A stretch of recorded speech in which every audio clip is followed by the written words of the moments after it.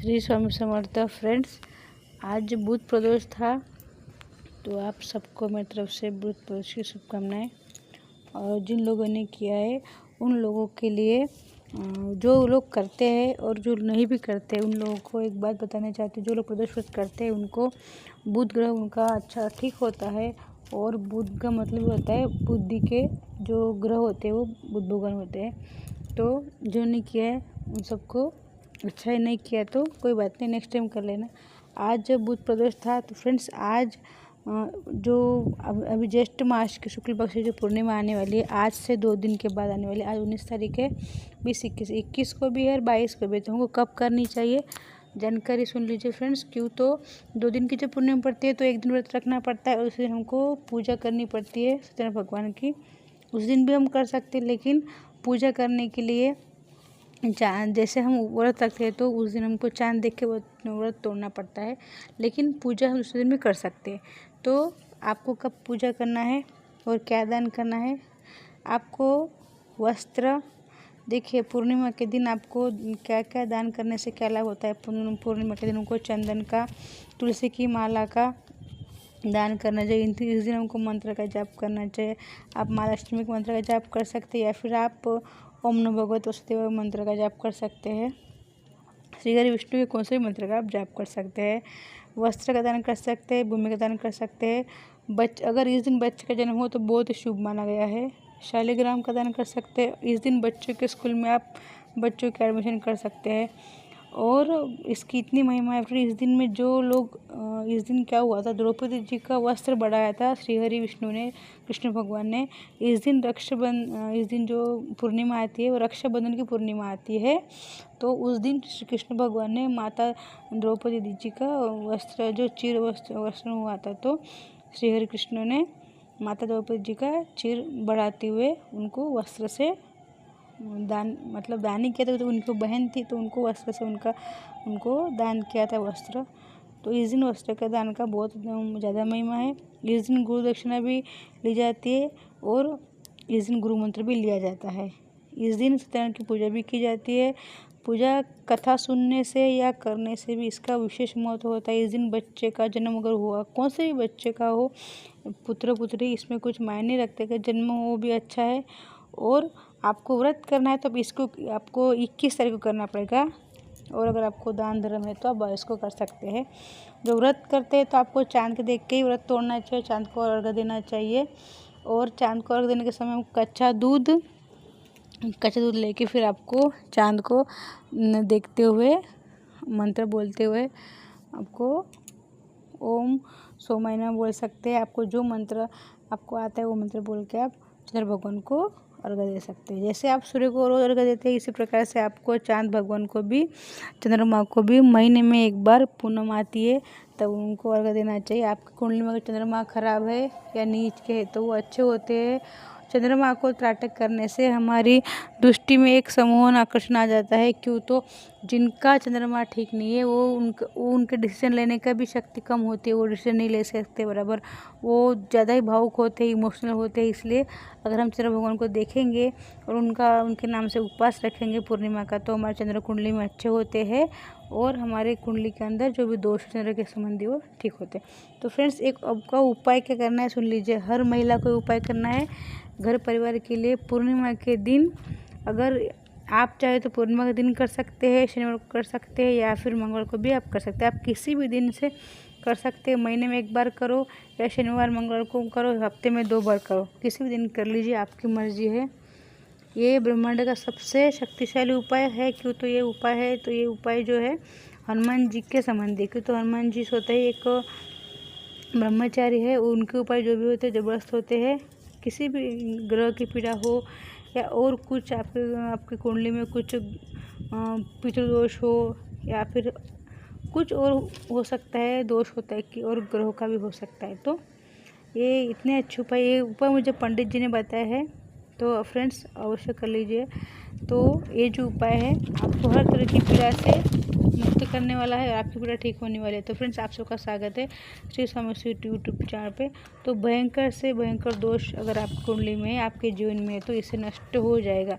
आपको क्या करना है, आपको सुबह नहा कर सभी परिवार के साथ आप बैठ जाइए। अगर आपके परिवार के साथ में अगर कोई नहीं है, उसको बाहर ऑफिस में गए या बच्चे है तो स्कूल में गए, तो घर का मुखिया जो होगा, अगर मुखिया भी ऑफिस में गया है तो स्त्री होगी घर की, वो महिला भी कर सकती है।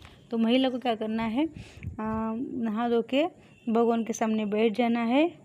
और आपके घर में कितने सदस्य है उतने सदस्य के आप नाम लेना है। पहले आपको हनुमान जी की मूर्ति लेना है या फ़ोटो लेना है और एक चौकी पर रख दीजिए, नीचे लाल वस्त्र रख दीजिए। आपका मुंह हनुमान जी की तरफ होना चाहिए। तो हनुमान जी का मुंह होगा दक्षिण की तरफ और आपका मुंह होगा उत्तर की तरफ।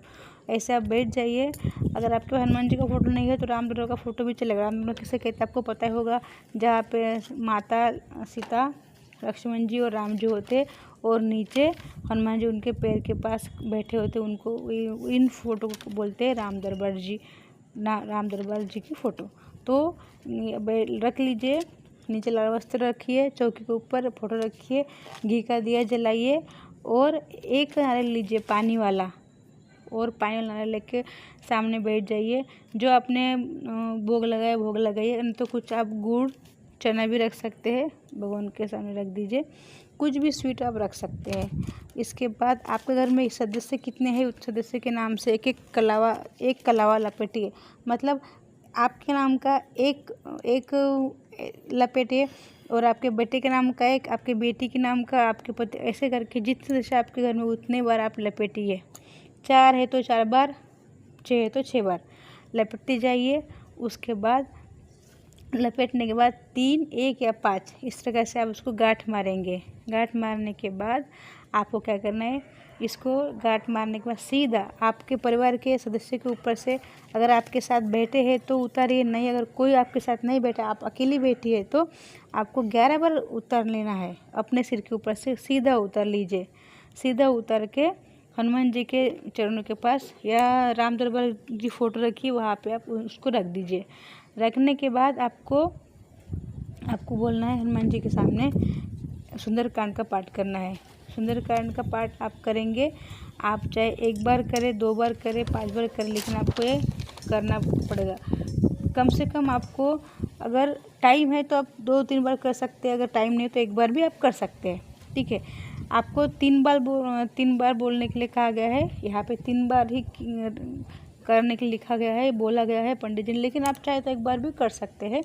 क्यों, तो ये कम से कम पौने घंटा लगता है इसके लिए।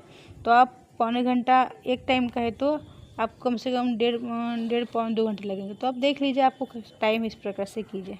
ठीक है, उसके बाद आपको क्या करना है, एक सदस्य के 2 लड्डू। तो अगर आपके घर में 4 सदस्य है तो एक के 2-2 बोल के आपको 8 लेने पड़ेंगे, 5 है 10 लेने पड़ेंगे। तो आपको आधे जो लड्डू है वो हनुमान जी के पास रखने हैं, नारियल भी हनुमान जी के पास रखना है।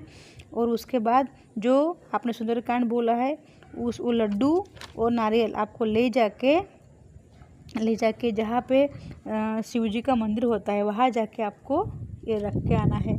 लेकिन ये लड्डू जो हो वो बेसन के होने चाहिए और प्रत्येक सदस्य के 2-2। तो ऐसे करके आधे, अगर आपने 10 बनाए हैं तो 5 घर में रखने पड़ेंगे और 5 शिवलिंग के पास, जहाँ पे मंदिर है शिवलिंग, वहाँ पे शिवलिंग के पास में नारियल और लड्डू वहाँ के आपको रख के आना है। ठीक है, भेंट स्वरूप से।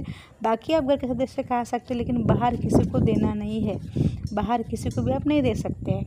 उसके बाद हनुमान जी को आपको प्रार्थना करनी है, नारियल लड्डू शिवलिंग के पास रख के आ जाना है। और अगर आपके पास घर के आसपास अगर कोई शिवलिंग नहीं है या मंदिर नहीं है शिव जी का, तो आप गाय को खिला सकते हैं लड्डू। फिर आके आपको हनुमान जी को यही प्रार्थना करना है, मेरे परिवार के ऊपर जो संकट, जो कुछ भी नहीं आना चाहिए और जो भी संकट आने वाला है वो टल जाना चाहिए। आप विश्वास कीजिए फ्रेंड्स, क्यों तो लाइफ में तो सबके साथ संकट होता ही है। हमारा जो कुंडली में हमारे कर्म हमको भोगने पड़ते हैं, लेकिन बड़े संकट होने के बाद भी वो छोटे में टल जाते हैं। इसको ही बोलते हैं भगवान की कृपा। क्यों तो हमारे जैसे कर्म होते हैं वो हमको तो भोगने पड़ेंगे, लेकिन बड़ी बड़ी जो विपदा होती है वो छोटे में टल जाएंगी। इसी को ही बोलते हैं हमारी रक्षा होना। रक्षा हनुमान जी करेंगे। क्यों तो हनुमान जी के पास, हनुमान जी को रुद्र शिव के 11 अवतार कहा गया है और उनका पावर इतना है, वो ब्रह्मचारी होने के कारण उनको इतना पावर ज़्यादा है, उनको हम किसी भी रूप में नाम ले सकते तो आके हमको बचा लेते हैं। तो ये उपाय आपको अवश्य करना है। ये उपाय आप पूर्णिमा को भी कर सकते हैं, शनिवार को, मंगलवार को भी कर सकते हैं। आपको जिस दिन टाइम हो आप उस दिन कीजिए। पूर्णिमा को करेंगे तो महीने में आपको एक बार करना है, शनिवार को करेंगे तो भी शनिवार को एक बार या फिर मंगलवार को एक बार। आप किस तरह से देख लीजिए, आपको बहुत संकट है तो आप करते रहिए। हफ्ते में 2-2 बार आएगा, हफ्ते में एक शनिवार आता है, एक मंगलवार आता है तो 2 बार हो जाएगा। तो ऐसे प्रकार से महीने में 8 बार हो जाएगा। और आपको एक ही बार करना है तो पूनम को आप कर लीजिए। लेकिन ये बहुत पावरफुल उपाय है। क्यों तो नारियल के अंदर आपको पता है, नारियल को श्रीफल भी कहा जाता है। तो महालक्ष्मी वास होता है और आप जैसे उतारते तो उतारा हो जाता है हमारा। और हम कलाव बांधते हैं तो हमारा जो विघ्न होता है, संकट हम बांधते हैं, उसको बांधने से क्या होता है, बांधने का हमारे जो संकट है वो कट जाते हैं और वो हम मंदिर में जाकर रखते हैं तो शिव जी हमारे सब संकट ले लेते हैं। क्यों तो शिव जी भी हनुमान जी का ही स्वरूप है। तो ये उपाय कर लीजिए फ्रेंड्स। और आपको इसका लाभ हुआ तो मुझे बताइए और शेयर कीजिए। और देखो, हम अच्छा ही बांटने से ही हमको लाभ होता है और अच्छे बांटने से ही हमारे भी पुण्य बढ़ते हैं। तो सबको बांटिए और सबको बताइए उपाय। श्री स्वामी समर्थ। आपको पसंद आए तो सब्सक्राइब अवश्य कीजिए। श्री स्वामी समर्थ।